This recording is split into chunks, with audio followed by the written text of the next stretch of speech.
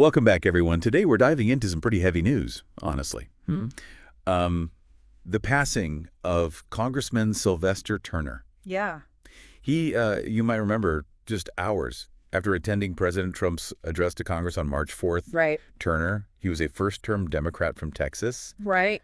tragically died from a medical emergency. Very sad. And what makes it, I don't know, I guess even more poignant is that one of his last acts was this powerful statement defending Medicaid.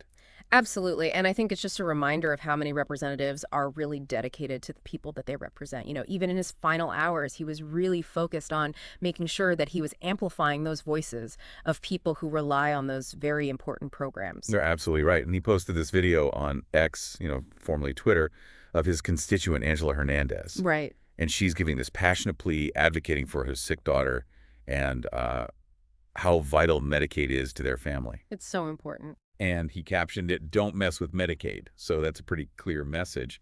What are your thoughts on him choosing this as his final message? Well, I think it really does speak volumes about his priorities. Medicaid, if anyone's unfamiliar with it, it's a government health insurance program for low-income individuals and families. And a lot of times it ends up being a lifeline for these vulnerable communities, and it seems like for Turner, defending this program was something really deeply personal. Absolutely. Yeah. And it's just striking given, his background.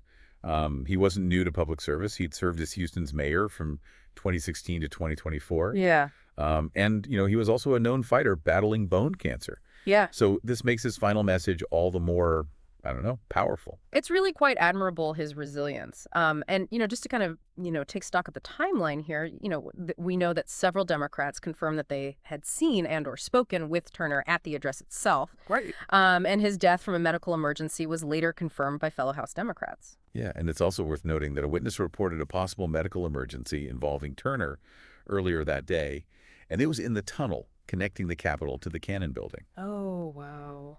That's a pretty intense walk. Yeah. Especially in the midst of, a hectic day at Congress. Absolutely. And, just given his previous health battles, it really does make you wonder about, just the physical demands that are placed on representatives and just the toll that it can take. Yeah, for sure.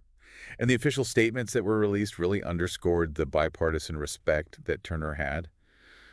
House Minority Leader Hakeem Jeffries praised his long service to the country, and he was really highlighting that final message about protecting Medicaid. Right. And even Speaker Mike Johnson, a Republican, Right. expressed his condolences Yeah. and acknowledged Turner's dedication to his community. And it's interesting because, it's a pretty stark reminder that even in our really divided political climate, there are moments that can really transcend party lines. So I don't know, what do you think this bipartisan respect really says about his legacy? I think it shows that his commitment to public service really resonated with people. Yeah. It's a legacy that's built not just on, his political positions, but on just his genuine dedication to representing his constituents. Yeah, for sure. And, it's pretty hard-hitting. Sylvester Turner's story is a reminder of just how fragile life is, Yeah. and how we can make an impact in the time that we are given. Right. And, that final message of his defending Medicaid, I don't know, that's a call to action, I think, for all of us. Yeah. What will we choose to fight for, and how will we use our voices to amplify the voices of people in need? These are the questions we all have to answer. That's right. Thanks for joining us, everyone. We'll be back next week with another deep dive. See you then. Bye.